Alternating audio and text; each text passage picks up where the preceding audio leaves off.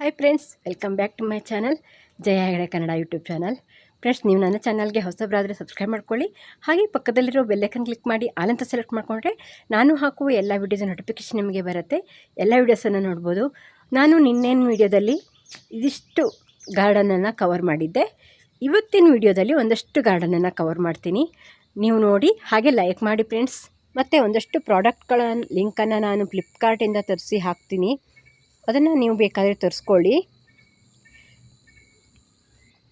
ಫ್ಲಿಪ್ಕಾರ್ಟಿಂದ gardening ಐಟಮನ್ನು ಎಲ್ಲವನ್ನು ತರಿಸ್ಕೋಬೋದು. ನೋಡಿ, ಇದು ಒಂದು ಗುಲಾಬಿ ಗಿಡದಲ್ಲಿ ಎಷ್ಟು ಹೂವು ಬಿಟ್ಟಿದೆ ಅಂತ. 50ರಿಂದ 60 ಹೂವಂತೂ ಇದೆ. ಇದರ ಆರೈಕೆನ ನಾನು ಹೇಗೆ ಮಾಡಿದ್ದೀನಿ ಅನ್ನೋದನ್ನು ನಾನು ಆಲ್ರೆಡಿ ಶೇರ್ ಮಾಡಿದ್ದೀನಿ. ಯಾರಾದರೂ ನೋಡಿಲ್ಲ ಅಂದರೆ ನೋಡಿ, ನೆಲದಲ್ಲಿರೋವಂಥ ಗಿಡಗಳನ್ನು ಹೇಗೆ ಆರೈಕೆ ಮಾಡೋದು ಅಂತ ಹೇಳಿದ್ದೀನಿ. ನೋಡಿ ಎಷ್ಟು ಹೂ ಬಿಟ್ಟಿದೆ ಅಂತ. ಇದರಲ್ಲಿಗೂ ಕೂಡ ಅದೇ ರೀತಿ ಹೂ ಬಿಟ್ಟಿತ್ತು. ನೋಡಿ, ಇಲ್ಲೆಲ್ಲ ಹೂ ಬಿಟ್ಟಿರೋ ಅಂಥ ಕಡ್ಡಿನೆಲ್ಲ ಕಟ್ ಮಾಡಿದ್ದೀನಿ. ಈಗ ಮತ್ತೆ ನೋಡಿ ಎರಡೆರಡು ಕೌಲು ಹೊಡೆದು ಮೊಗ್ಬಿಡ್ತಾ ಇದೆ. ಹಾಗೆ ನಾವು ಇದಕ್ಕೆ ಫರ್ಟಿಲೈಸರನ್ನು ಹಾಕ್ತಾ ಇರಬೇಕಾಗತ್ತೆ. ಹೂವಾಗಿ ಮುಗಿದ ಮೇಲೆ ಮತ್ತೆ ಫರ್ಟಿಲೈಸರನ್ನು ಹಾಕಿ ಲಿಕ್ವಿಡ್ ಗೊಬ್ಬರಗಳನ್ನು ಹಾಕಿ ಮಾಡ್ತಾ ಇದ್ದರೆ ಚೆನ್ನಾಗಿ ಚಿಗುರು ಬರುತ್ತೆ. ನೋಡಿ ಎಷ್ಟು ದಪ್ಪನಾಗಿ ಚಿಗುರು ಬಂದಿದೆ ಅಂತ. ಇದೇ ರೀತಿ ಚಿಗುರು ಬರಬೇಕು ಅಂದರೆ ಆರೈಕೆಗಳನ್ನು ಅಷ್ಟೇ ಮಾಡಬೇಕು. ಇದು ಹೈಡ್ರಾಂಜಿಯಾ ಪ್ಲ್ಯಾಂಟು ಎಷ್ಟು ಚೆನ್ನಾಗಿ ಬಂದಿದೆ. ನಾನೆಲ್ಲ ಕಟಿಂಗ್ ಮಾಡಿದ್ದೆ, ಹಾಗಾಗಿ ತುಂಬ ಚೆನ್ನಾಗಿ ಚಿಗುರಿ ಹೂ ಬಿಡ್ತಾ ಇದೆ. ಎಷ್ಟೊಂದು ಅಗಲವಾಗಿ ಬೆಳೆದಿದೆ ಅಂತ ನೋಡಿ. ಇದು ಲೋ ಮೇಂಟೆನೆನ್ಸ್ ಪ್ಲ್ಯಾಂಟು. ಇದಕ್ಕೆ ತುಂಬ ಏನು ಆರೈಕೆಗಳು ಬೇಕಾಗಲ್ಲ. ಇದನ್ನು ತಂದು ಬೆಳೆಸ್ಕೊಂಡ್ರೆ ಯಾವಾಗಲೂ ಹೂವಿರುತ್ತೆ. ಹಾಗೆ ನೋಡಿ, ತುಳಸಿ ಗಿಡ ಎಷ್ಟು ಅಗಲವಾಗಿ ಬೆಳೆದಿದೆ ಅಂತ. ಇದರ ಆರೈಕೆಯೂ ಕೂಡ ನಾನು ಹೇಳಿದ್ದೀನಿ ಹೇಗೆ ಮಾಡೋದು ಅಂತ. ಸ್ವಲ್ಪ ನೋಡಿ ಕಡ್ಡಿ ಆಗಿದೆ. ಈ ಕಡ್ಡಿನೆಲ್ಲ ತೆಗಿತಾ ಬಂದರೆ ಗಿಡ ಮತ್ತು ಚೆನ್ನಾಗಿ ಬರುತ್ತೆ ಇನ್ಮೇಲೆ ಕೂಡ. ನೋಡಿ, ಇದೊಂದು ಗುಲಾಬಿ ವೆರೈಟಿ. ನೋಡಿ ಎಷ್ಟು ಚೆನ್ನಾಗಿ ಚಿಗುರು ಬರ್ತಾ ಇದೆ. ಹೊಸ ಚಿಗುರು ಬಂದ ಹಾಗೆ ಗಿಡ ಹೆಲ್ದಿಯಾಗಿ ಬರುತ್ತೆ. ನೋಡಿ, ಇದೆಲ್ಲ ಎಷ್ಟು ಚೆನ್ನಾಗಿ ಚಿಗುರು ಬರ್ತಾ ಇದೆ. ನಾವು ಕಟ್ ಮಾಡಿದಾಗೆ ಗಿಡ ಚೆನ್ನಾಗಿ ಚಿಗುರು ಬರುತ್ತೆ. ನೋಡಿ, ಇದರಲ್ಲೆಲ್ಲ ಹೂವು ಮತ್ತು ಚಿಗುರು ಎರಡೂ ಬರ್ತಾ ಇದೆ. ನೋಡಿ, ಇದು ಅಷ್ಟೇ. ನೋಡಿ, ಇವೆಲ್ಲ ಬೇರೆ ಕಡೆ ಇತ್ತು, ಈ ವರ್ಷ ಇಲ್ಲಿ ತಂದಿಟ್ಟಿದ್ದೀವಿ. ಒಂದಷ್ಟು ನೆಲದಲ್ಲಿರುವಂಥ ಗಿಡಗಳನ್ನು ನಾನು ಮಳೆಗಾಲದಲ್ಲಿ ಸುತ್ತೋಗಿತ್ತು, ಹಾಗಾಗಿ ಇಲ್ಲೆಲ್ಲ ಬೇರೆ ಗಿಡಗಳನ್ನು ನೆಟ್ಕೊಂಡಿದ್ದೀವಿ. ಇದೆಲ್ಲ ತುಂಬಾ ಚೆನ್ನಾಗಿ ಹೂ ಬಿಡುತ್ತೆ. Mini variety. ಹಾಗೆ ನೋಡಿ, ಇಲ್ಲಿ ಟೊಮೆಟೊ ಗಿಡ ಎಲ್ಲ ಕಾಯಿ ಬಿಟ್ಟಿದೆ. ನೋಡಿ, ಕೋಳಿ ಕುಂಚ ಒಂದಷ್ಟು ಮಳೆಯಿಂದ ಬಿದ್ದು ಹೋಗಿಬಿಟ್ಟಿತ್ತು, ಹಾಗೆ ಬಿಟ್ಬಿಟ್ಟಿದ್ದೀನಿ. ಇನ್ಮೇಲೆ ಅದರ ಸೀಡ್ಸನ್ನೆಲ್ಲ ಕಲೆಕ್ಟ್ ಮಾಡಿಟ್ಕೊಂಡ್ರೆ ಮುಂದಿನ ವರ್ಷಕ್ಕೆ ನಾವು ಸೀಸನ್ನಿಗೆ ಹಾಕ್ಕೋಬೋದು. ಇಲ್ಲೆಲ್ಲ ಚೆಂಡು ಹೂವು ಹಾಕಿದ್ನಲ್ಲ ಗಿಡನ ನೋಡಿ, ಇದು ಯಾವ ವೆರೈಟಿ ಆಗಿದೆ ಅಂತ. ಇದು ಸ್ವಲ್ಪ ಡಬಲ್ ವೆರೈಟಿ ಅಂತ ಕಾಣಿಸುತ್ತೆ. ಇದಿನ್ನೂ ಹೂವಾಗಿಲ್ಲ, ಅಥವಾ ಇದೇ ರೀತಿ ಹೂವಾಗುತ್ತೋ ಏನೋ ಗೊತ್ತಿಲ್ಲ. ಎಲ್ಲ ಒಂದೇ ವೆರೈಟಿ ಆಗಿದೆ. ಇದು ಸೀಡ್ಸ್ ತಂದು ಹಾಕಿರೋದು. ಇನ್ನು ಎಲ್ಲ ಮೊಗ್ಗು ಬಿಡ್ತಾ ಇದೆ. ನೋಡಿ, ಇಲ್ಲಿ ಈ ಸಾಲಲ್ಲಿ ನೋಡಿ ಈ ಗಿಡನ ಹಾಕ್ಕೊಂಡಿದ್ದೀನಿ. ಈ ಗಿಡನೂ ಅಷ್ಟೇ ಲೋ ಮೇಂಟೆನೆನ್ಸ್ ಪ್ಲ್ಯಾಂಟು. ನಾವು ಹೂವಾಗಿರೋದನ್ನು ಕಟ್ ಮಾಡ್ತಾ ಬಂದರೆ ತುಂಬ ಚೆನ್ನಾಗಿ ಹೂವಾಗತ್ತೆ. ನೋಡಿ, ಇದು ಫ್ಲವರ್ ಅಷ್ಟೊಂದು ಚೆನ್ನಾಗಿ ಆಗಿಲ್ಲದೆ ಹುಳ ಆಗಿಬಿಟ್ಟಿದೆ. ನೋಡಿ, ಇದು ಕೊತ್ತಂಬರಿ ಗಿಡ. ನೋಡಿ ಎಷ್ಟು ಎತ್ತರ ಬೆಳೆದಿದೆ ಅಂತ. ನೋಡಿ, ಒಂದೇ ಗಿಡ ಕೊತ್ತಂಬರಿ ಇಷ್ಟು ಚೆನ್ನಾಗಿ ಬಂದಿದೆ. ಅದನ್ನು ಎಲೆಯನ್ನು ನಾವು ತೆರ್ಕೋತಾ ಇರಬೇಕು. ಇದು ನೋಡಿ ಕ್ಯಾಬೇಜು. ಇಲ್ಲಿ ನಿತ್ಯ ಪುಷ್ಪನ ಹಾಕಿದ್ನಲ್ಲ ನೋಡಿ, ತೆಂಗಿನ ಸಿಪ್ಪೆಯಿಂದ ಮಾಡಿ ಅದು ತುಂಬ ಚೆನ್ನಾಗಿ ಬರ್ತಾ ಇದೆ ಈಗ ನೋಡಿ. ಹಾಗೆ ನಾವು ಇದನ್ನು ಪಿಂಚಿಂಗ್ ಮಾಡ್ತಾ ಇರಬೇಕು. ಒಂದು ಗೆಣ್ಣು ಬಿಟ್ಟು ಮತ್ತೆ ನಾನಿಲ್ಲಿ ಎಲ್ಲ ಗಿಡಗಳನ್ನು ಪಿಂಚಿಂಗ್ ಮಾಡಿದ್ದೀನಿ, ನೋಡ್ತಾ ಇರ್ಬೋದು. ನೋಡಿ, ಇದೊಂದು ಪಿಂಚಿಂಗ್ ಮಾಡಿರಲಿಲ್ಲ. ನೋಡಿ, ಪಿಂಚಿಂಗ್ ಅಂದರೆ ಈ ಕುಡಿನ ಕಟ್ ಮಾಡಬೇಕು. ನೋಡಿ, ಈ ರೀತಿ ಸ್ಟೆಮ್ಮನ್ನು ಕಟ್ ಮಾಡ್ತಾ ಬಂದರೆ ಗಿಡ ಅಗಲವಾಗಿ ಬರುತ್ತೆ. ನೋಡಿ, ಈ ರೀತಿ ನೋಡಿ, ಇದಿಷ್ಟು ಉದ್ದವಾಗಿ ಬೆಳೆದ್ಬಿಟ್ಟಿದೆ.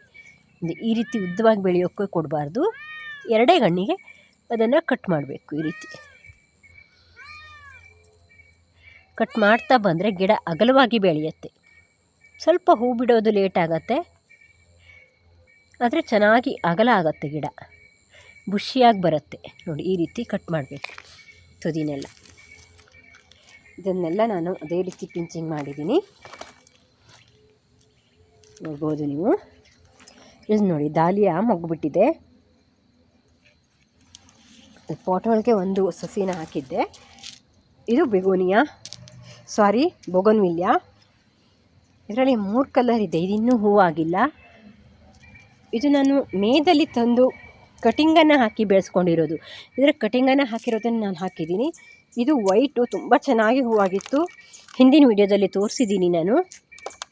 ಇದೊಂದು ಗುಲಾಬಿ ವೆರೈಟಿ ನಾನು ಕಟಿಂಗನ್ನು ಹಾಕಿದ್ದೀನಿ. ಅದನ್ನು ಇನ್ಮೇಲೆ ರಿಪಾಟಿಂಗ್ ಮಾಡಬೇಕು. ಈಗ ತುಂಬ ಚಳಿ ಇರೋದ್ರಿಂದ ರಿಪಾಟಿಂಗ್ ಮಾಡೋದು ಬೇಡ ಅಂದ್ಕೊಂಡಿದ್ದೀನಿ. ಸ್ವಲ್ಪ ಚಳಿ ಕಡಿಮೆ ಆದಮೇಲೆ ನಾವು ಅದನ್ನು ರಿಪಾಟಿಂಗ್ ಮಾಡ್ಬೋದು. ನೋಡಿ ಈ ದಾಸವಾಳನೆಲ್ಲ ನಾನು ರಿಪಾಟಿಂಗ್ ಮಾಡಿದ್ದೆ. ಈಗ ಚೆನ್ನಾಗಿ ಮೊಗ್ಗು ಬಿಡ್ತಾ ಇದೆ.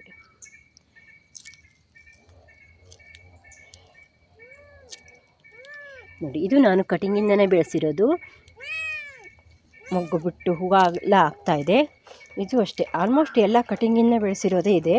ಇದು ನೋಡಿ ಕಟಿಂಗಿಂದ ಬೆಳೆಸಿರೋದು, ತುಂಬ ದಿನ ಆಗಿಲ್ಲ. ಎಷ್ಟು ಚೆನ್ನಾಗಿ ಚಿಗುರು ಬಂದಿದೆ ಅಂತ. ಒಂದು ಕಟಿಂಗನ್ನು ಇಲ್ಲಿ ಚುಚ್ಚಿಟ್ಟಿದ್ದೆ, ಅದು ಚೆನ್ನಾಗಿ ಬಂದಿದೆ. ಇದು ದಾಸವಾಳ ಪಾಟಲ್ಲೇ ಇದೆ. ದಾಸವಾಳ ಗಿಡಕ್ಕೆ ದೊಡ್ಡ ಸೈಜ್ ಪಾಟೇ ಇರಬೇಕು. ನೋಡಿ ಇದೆಲ್ಲ ಸ್ವಲ್ಪ ಇಷ್ಟೊಂದು ಚೆನ್ನಾಗಿ ಚಿಗುರು ಬರ್ತಾ ಇಲ್ಲ. ಇದನ್ನು ನೋಡಿ ಇಷ್ಟು ದೊಡ್ಡ ಪಾಟು ಆದರೂ ಅದಕ್ಕೆ ಸಾಕಾಗಲ್ಲ. ನೋಡಿ ಈ ರೀತಿ ಚಿಗುರು ಬಂದಾಗ ನಾವು ಅದನ್ನು ರಿಪಾಟಿಂಗ್ ಮಾಡಿ ದೊಡ್ಡ ಪಾಟಿಗೆ ಹಾಕಿದರೆ ಅಥವಾ ಕವರಿಗೆ ಹಾಕಿದರೆ ತುಂಬ ಚೆನ್ನಾಗಿ ಬರುತ್ತೆ. ಇವನ್ನೆಲ್ಲ ನಾನು ಇನ್ಮೇಲೆ ರಿಪಾಟಿಂಗ್ ಮಾಡಬೇಕು. ಯಾಕಂದರೆ ಮೇದಲ್ಲಿ ತುಂಬ ಚೆನ್ನಾಗಿ, ಏಪ್ರಿಲ್ ಮೇದಲ್ಲಿ ದಾಸವಾಳ ಗಿಡ ಎಲ್ಲ ತುಂಬ ಚೆನ್ನಾಗಿ ಹೂ ಬಿಡುತ್ತೆ. ಹಾಗಾಗಿ ಅಷ್ಟರೊಳಗಡೆ ನಾನು ಅದನ್ನೆಲ್ಲ ರಿಪಾಟಿಂಗ್ ಮಾಡಿಕೊಂಡ್ರೆ ತುಂಬ ಚೆನ್ನಾಗಿ ಹೂ ಬಿಡುತ್ತೆ. ಈಗ 1-2 ಹೂ ಬಿಡ್ತಾ ಇದೆ ಅಷ್ಟೇ. ನೋಡಿ ಎಲ್ಲ ಮೊಗ್ಗು ಸ್ವಲ್ಪ ಫಂಗಸ್ ಆಗಿದೆ. ಇದಕ್ಕೆ ನಾನು ಪೆಸ್ಟಿಸೈಡನ್ನು ಸ್ಪ್ರೇ ಮಾಡಬೇಕು. ನೋಡಿ ಈಗಲೇ ನಾನು ರಿಪಾಟಿಂಗ್ ಮಾಡಿದರೆ ಚೆನ್ನಾಗಿ ಬರ್ತಿತ್ತು. ನೋಡಿ ಇದನ್ನು ನಾನು ರಿಪಾಟಿಂಗ್ ಮಾಡಿದ್ದೆ, ಅದೇ ರೀತಿ ಆಗಿತ್ತು. ನೋಡಿ ಎಷ್ಟು ಚೆನ್ನಾಗಿ ಚಿಗುರು ಬರ್ತಾ ಇದೆ ಅಂತ, ಚೆನ್ನಾಗಿ ಚಿಗುರು ಬರ್ತಾ ಇದೆ. ಅದೇ ರೀತಿ ನಾವು ಗಿಡದ ಬೆಳವಣಿಗೆ ಕುಂಠಿತ ಆದರೆ ನಾವು ಅದನ್ನು ರಿಪಾಟಿಂಗ್ ಮಾಡಬೇಕಾಗತ್ತೆ. ಇಲ್ಲ ಮಣ್ಣನ್ನು ಲೂಸ್ ಮಾಡಿ ಬೇರೆ ಗೊಬ್ಬರ ಮಣ್ಣನ್ನು ಹಾಕಿ ಕೊಡಬೇಕಾಗತ್ತೆ. ನೋಡಿ ಇದು ನಾನು ತೆಂಗಿನ ಸಿಪ್ಪೆಯಿಂದ ಮಾಡಿರುವಂಥ 3 ಸ್ಟೆಪ್ ಗಾರ್ಡನಿಂಗ್. ನೋಡಿ ಎಷ್ಟು ಚೆನ್ನಾಗಿ ಬಂದಿದೆ ಅಂತ, ತುಂಬ ಚೆನ್ನಾಗಿದೆ. ನೋಡಿ ಇದಕ್ಕೆ ನೀವು ಯಾವುದೇ ರೀತಿ ಗಿಡಗಳನ್ನು ಬೇಕಾದರೂ ನೀವು ಈ ರೀತಿ ಹಾಕ್ಕೋಬೋದು. ನಾನಿಲ್ಲಿ ಪರ್ಮನೆಂಟ್ ಪ್ಲ್ಯಾಂಟ್ಗಳನ್ನೇ, ಶೋ ಪ್ಲ್ಯಾಂಟ್ಗಳನ್ನೇ ಹಾಕ್ಕೊಂಡಿದ್ದೀನಿ. ಆದಷ್ಟು ಅದೇ ರೀತಿ ಪ್ಲ್ಯಾಂಟ್ಗಳನ್ನು ಹಾಕ್ಕೊಂಡ್ರೆ ಚೆನ್ನಾಗಿರುತ್ತೆ ಅಂತ. ಇದೆಲ್ಲ ಅಡಿಕೆ ಸಸಿಗಳು. ಹಾಗೆ ಇಲ್ಲಿ ಒಂದು ಲೈನು ಕೋಲಿಯಾಸ್ ಹಾಕ್ಕೊಂಡಿದ್ನಲ್ಲ, ಆಲ್ಮೋಸ್ಟ್ ನನ್ನ ವಿಡಿಯೋನ ನೋಡೋರಿಗೆ ಎಲ್ಲರಿಗೂ ಗೊತ್ತಿರುತ್ತೆ ನಾನು ಎಲ್ಲೆಲ್ಲಿ ಏನೇನು ಹಾಕಿದ್ದೀನಿ ಅಂತ. ಒಂದೊಂದು ಟೈಮಲ್ಲಿ ಹೂವಾಗುತ್ತೆ. ನೋಡಿ ಇವೆಲ್ಲ ಗುಲಾಬಿ ಗಿಡಗಳು ಚಿಗುರ್ತಾ ಇದೆ. ಒಂದಷ್ಟು ಹೂವಾಗಿ ಮುಗಿದಿದೆ. ಆಲ್ಮೋಸ್ಟ್ ನಾನು ತೋರಿಸಿದ್ದೆ ಎಲ್ಲ ಮೊಗ್ಗು ಬಿಡ್ತಾ ಇದೆ. ನೋಡಿ ಇಲ್ಲೆಲ್ಲ ಮೊಗ್ಗು ಬರ್ತಾ ಇದೆ. ಆಗ ಹೂವು ಇಲ್ಲದೆ ಇರೋಂಥ ಗಿಡದಲ್ಲಿ ಈಗ ಮೊಗ್ಗು ಬಿಡ್ತಾ ಇದೆ. ಒಂದು 8 ದಿವಸ ಅದು ಚಿಗುರು ಬರಲಿಕ್ಕೆ ಟೈಮ್ ಬೇಕಾಗತ್ತೆ, ಮತ್ತು ಹೂ ಬಿಡುತ್ತೆ. ನೋಡಿ ಇದೆಲ್ಲ ಹೂವಾಗಿ ಮುಗಿದಿದೆ. ಇನ್ಮೇಲೆ ನಾವು ಇದನ್ನು ಈ ಸ್ಟೆಮ್ಮಿಗೆ ಕಟ್ ಮಾಡಬೇಕು. ಇಲ್ಲಿಗೆ ಕಟ್ ಮಾಡಿ ಈ ಕಟಿಂಗನ್ನು ಎಸಿಬೇಡಿ, ಅದನ್ನು ಎಲ್ಲಾದರೂ ನೆಟ್ಟಿಟ್ಕೊಳ್ಳಿ. ಒಂದೊಂದು ಕಟಿಂಗ್ ಚೆನ್ನಾಗಿ ಬರುತ್ತೆ. ನೋಡಿ ಇದೆಲ್ಲ ಇಷ್ಟು ದಪ್ಪನಾಗಿ ಚಿಗುರು ಬಂದಿದೆ ಅಂತ ನೋಡಿ. ಇಲ್ಲಿ ನೋಡಿ ಇಷ್ಟು ದಪ್ಪನಾಗಿ ಚಿಗುರು ಬಂದಿದೆ. ಇದೆಲ್ಲ ಚಿಗುರು ಬರ್ತಾ ಇದೆ. ಇಲ್ಲ ಗುಲಾಬಿ ಅಷ್ಟೊಂದು ಹೂವಿಲ್ಲ, ಈಗ ಸ್ವಲ್ಪ ಕಡಿಮೆ ಆಗಿದೆ. ಇದು ಹೈಡ್ರಾಂಜಿಯಾ ಪಾಟಲ್ಲಿರೋದು. ಇದು ಜರ್ಬೆರಾ. ಇಲ್ಲೆಲ್ಲ ನಿತ್ಯ ಪುಷ್ಪನ ಪಾಟಲ್ಲಿ ಹಾಕ್ಕೊಂಡಿದ್ದೆ. ಒಂದಷ್ಟು ಮೊದಲೇ ಹಾಕ್ಕೊಂಡಿರೋವಂಥ ಗಿಡಗಳು ಈಗ ಹೂ ಬಿಡ್ತಾ ಇದೆ. ನೋಡಿ ಇದು ಪಿಟೋನಿಯಾ.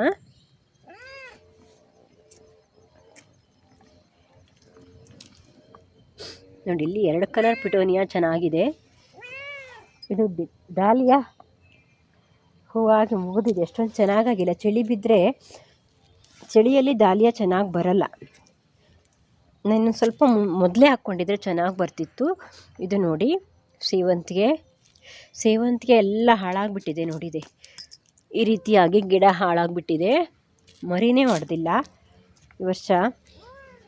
ನಾನು ಇನ್ನೂ ಬೇರೆ ಕಡೆಯಿಂದ ತಂದು ನೆಟ್ಕೋಬೇಕು. ಎಲ್ಲ ಹಾಗೆ ಆಗಿದೆ. ಕೆಲವು ಗಿಡಗಳನ್ನು ನೋಡಿ ಈ ರೀತಿ ಕಟ್ ಮಾಡಿ ಇದ್ದರೆ ನೋಡಿ ಈ ರೀತಿ ಚಿಗುರುತ್ತೆ. ನಾವು ಈ ಕಟಿಂಗನ್ನು ಕೂಡ ನಾವು ನೆಟ್ಕೋಬೋದು, ಚೆನ್ನಾಗಿ ಬರುತ್ತೆ.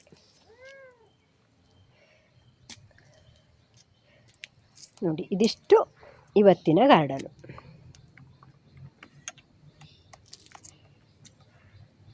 ಈ ವಿಡಿಯೋ ಇಷ್ಟ ಆದರೆ ಲೈಕ್ ಮಾಡಿ, ಶೇರ್ ಮಾಡಿ, ಕಾಮೆಂಟ್ ಮಾಡಿ. ಹಾಗೆ ಈ ವಿಡಿಯೋ ಹೇಗಿತ್ತು ಅಂತ ಹೇಳೋದನ್ನು ಮರಿಬೇಡಿ. ನೋಡಿ ಇಲ್ಲೆಲ್ಲ ತುಳಸಿ ಗಿಡಗಳನ್ನು ಹಾಕ್ಕೊಂಡಿದ್ದೀನಿ, ಎಷ್ಟು ಚೆನ್ನಾಗಿ ಬಂದಿದೆ ತುಳಸಿ ಗಿಡ. ಈ ಸಾಲಲ್ಲಿ ಕೋಲಿಯಾಸ್ ಇದೆಯಲ್ಲ, ಅದರ ಹಿಂದ್ಗಡೆ ತುಳಸಿ ಗಿಡ ಇದೆ. ನೋಡಿ ಇದೆಲ್ಲ ನಾವು ಕದ್ರನ್ನು ಈ ರೀತಿ ಕದ್ರನ್ನ ಕೊಯ್ತಾ ಬಂದರೆ ಗಿಡ ಅಗಲವಾಗಿ ಬರುತ್ತೆ. ನೋಡಿ ಎಷ್ಟು ದೊಡ್ಡ ದೊಡ್ಡ ತುಳಸಿ ಗಿಡ ಆಗಿದೆ ಅಂತ, ತುಂಬ ಚೆನ್ನಾಗಿ ಬಂದಿದೆ. Thank you for watching. Bye. ಈ ವಿಡಿಯೋನ ಪೂರ್ತಿಯಾಗಿ ನೋಡಿದ್ದಕ್ಕೆ ಧನ್ಯವಾದ ಫ್ರೆಂಡ್ಸ್. Thank you.